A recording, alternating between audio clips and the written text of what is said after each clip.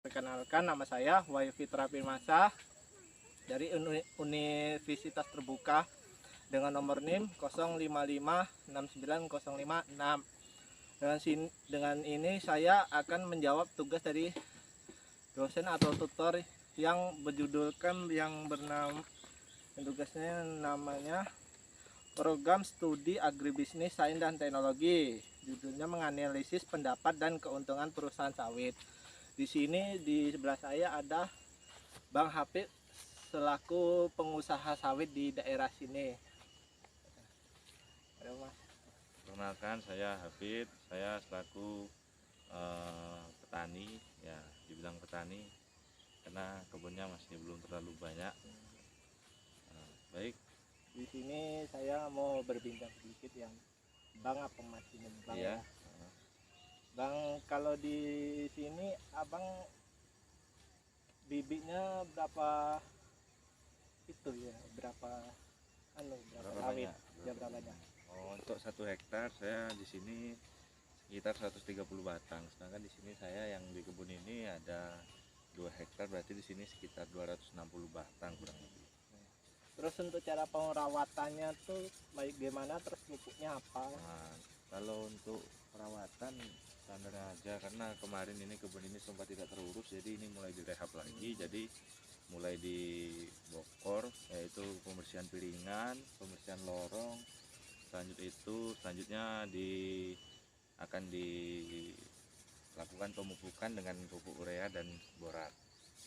Itu berapa gram per sawit kalau beli? Untuk borat itu sekitar 50 sampai 80 gram per pokok, dan untuk ureanya itu sekitar 1 kilo sampai 1 kilo 2 ons per pokok. Untuk sendirinya kalau tanaman dulu tuh orangnya terborongan apa enggak biasanya? Kalau untuk penanaman dulu itu borongan, jadi borongan dengan lubang itu sekitar 1 per pokoknya itu sekitar 10.000, itu termasuk mancang, lubang, terus nanam. Terus upah untuk borongannya itu berapa per orang biasanya? Itu borongannya itu 10.000, tergantung mereka dikerjakan oleh berapa orang, nanti tinggal dibagi aja dengan mereka kan. Untuk buahnya ini pokok sawitnya sudah buah pasir atau buah itu? Mulai berbuah pasir, sudah mulai berbuah pasir, beberapa pokok sekitar 80% mulai berbuah pasir, karena selebihnya yang 20% banyak terkena hama, jadi ya agak terhambat pembuahannya. Terus untuk penjualannya kalau berbuah pasir ini kira-kira berapa kalau per itunya? Kalau buah pasir tergantung di mana terima. Kebetulan kita juga punya penimbangan sawit, punya aram, jadi kita yang untuk buah pasir yang sudah memenuhi kriteria ukuran kepala orang dewasa itu sudah bisa kita masukkan ke pabrik, dan kalau sebelum itu ya kita brondol untuk dimasukkan ke pabrik juga. Oh, iya ya Mas. Ya, terima kasih. Ya. Ya. Nah, demikianlah wawancara kami. Wassalamualaikum warahmatullahi wabarakatuh. Piringan pohon sebaiknya 3 hingga 4,8 meter dan bebas gulma. Piringan bebas gulma mempermudah penyerapan pupuk sehingga meningkatkan produksi panen. Selain itu, juga mempermudah panen dan mengumpulkan brondolan. 2. Daerah gawangan. Gawangan adalah daerah di antara tanaman pokok di dalam kebun, kecuali area piringan areal yang terdapat di luar piringan dan jalan pikul. 3. Jalan pikul. Jalan pikul merupakan jalan di antara 2 barisan tanaman, berfungsi untuk akses ke setiap pohon, pengangkutan pupuk, maupun produksi.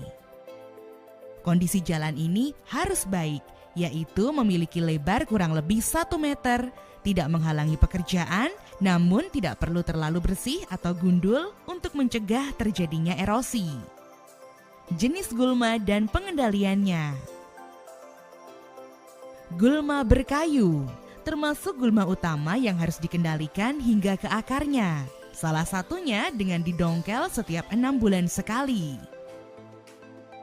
Gulma lunak. biasanya dibabat atau disemprot menggunakan herbisida.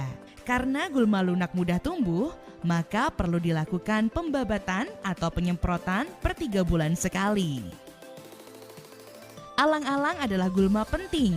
Pengendalian dengan cara kimia dilakukan dengan wiping atau mengusapkan herbisida pada alang-alang.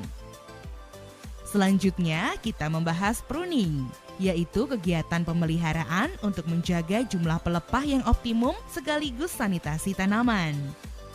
Tujuannya untuk memperlancar penyerbukan, memudahkan panen, serta menghindari brondolan menyangkut di pelepah. Caranya, 1. Potong pelepah dari pangkal menggunakan egrek untuk tanaman yang tinggi atau dodos untuk tanaman yang pendek. 2. Pangkal pelepah harus mepet dan hindari berbentuk tanduk. Hal ini untuk menghindari brondolan tersangkut di ketiak pelepah tanduk. 3. Tanaman muda yang berumur kurang dari 8 tahun sebaiknya memiliki pelepah yang sebanyak 48 sampai 56 pelepah. Sedangkan tanaman yang berumur lebih dari 8 tahun memiliki 40 sampai 48 pelepah. 4. Pohon kelapa sawit dengan pelepah yang terlalu sedikit menyebabkan fotosintesis kurang optimal. Tanaman menjadi stres dan bisa merangsang terbentuknya bunga jantan lebih banyak. 5. Jika memiliki terlalu banyak pelepah, dapat menyebabkan penyakit busuk tandan dan hama tikus. 6. Pelepah-pelepah yang telah dipangkas ditumpuk di gawangan untuk mengurangi erosi permukaan dan sebagai sumber hara organik bagi tanah, menjaga kelembaban tanah, dan menjaga pertumbuhan gulma di gawangan. Selanjutnya, kita akan membahas tanaman menguntungkan di kebun kelapa sawit. Tidak semua tanaman lain di kebun sawit kita bersihkan. Ada juga yang harus kita tanam. Antara lain, bunga pukul 8 atau Turnera sp, ketepeng Cina atau Cassia sp, rumput setawar, kaki gajah, air mata pengantin, patikan kebo. Tumbuh-tumbuhan tersebut dapat menarik predator atau musuh alami bagi hama sawit, sehingga jumlah hama seperti ulat api dan ulat kantong bisa terkendali.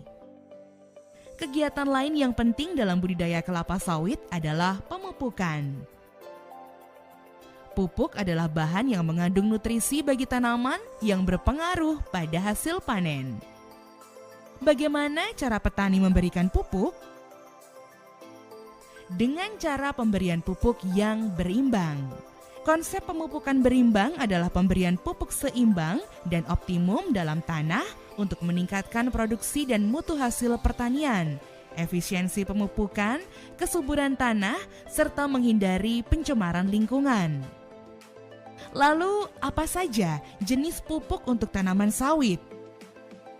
Pupuk organik adalah pupuk yang berasal dari sisa-sisa makhluk hidup yang telah melalui proses penguraian, dapat berbentuk padat atau cair yang digunakan untuk memperbaiki sifat fisik, kimia, dan biologi tanah.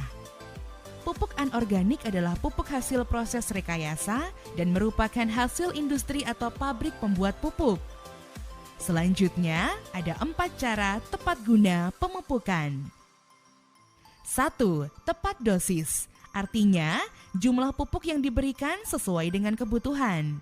Perhitungan pupuk ini memperhatikan hasil analisa tanah, hasil analisa daun, gejala visual defisiensi hara. 2. Tepat cara. Terdapat 3 metode aplikasi pupuk, yaitu tabur, poket atau benam, dan foliar atau cair. Pemilihan metode aplikasi didasarkan pada jenis pupuk, efisiensi, serta kondisi lahan. Kondisi lahan datar biasanya cocok dilakukan dengan metode tabur, yaitu menabur pupuk, fosfat, kalium, magnesium secara merata di piringan pada jarak 1,5 meter dari pangkal batang ke arah pinggir piringan. Sedangkan pupuk urea dianjurkan agar dibenam dalam tanah. Pada areal berlereng dan areal yang sering terendam, lebih sesuai menggunakan metode aplikasi pupuk secara benam, yaitu dengan cara membuat 4-6 lubang dengan cangkul, kedalaman kurang lebih 20 cm, radius 1,5 meter dari pangkal pohon. 3. Tepat waktu. Waktu dan berapa kali pemupukan ditentukan oleh keadaan iklim, terutama curah hujan dan hari hujan, sifat fisik tanah dan kondisi relief, dan proses pengadaan pupuk. 4. Tepat jenis. Berdasarkan jumlah unsur hara, pupuk dibagi menjadi 2, yaitu pupuk tunggal dan pupuk majemuk. Pupuk tunggal merupakan jenis pupuk yang mengandung satu macam unsur hara, misalnya pupuk urea. Pupuk majemuk merupakan pupuk yang mengandung lebih dari satu hara utamanya. Biasanya mengandung unsur 3 hara, yaitu urea, fosfat, kalium. Kira-kira pada masa depan kelapa sawit dimanfaatkan untuk apa saja ya? Pemanfaatan sebagai biofuel yang ramah lingkungan, baik dari CPO maupun limbahnya, karena isu sekarang dan yang akan datang adalah tentang perubahan iklim dan rusaknya lingkungan. Biomasa limbah sawit bisa diolah sebagai pestisida dan herbisida organik yang juga ramah lingkungan. CPO maupun limbah sawit masih menjadi bahan penelitian favorit di berbagai bidang industri, seperti industri pangan, industri kosmetika, dan industri obat-obatan.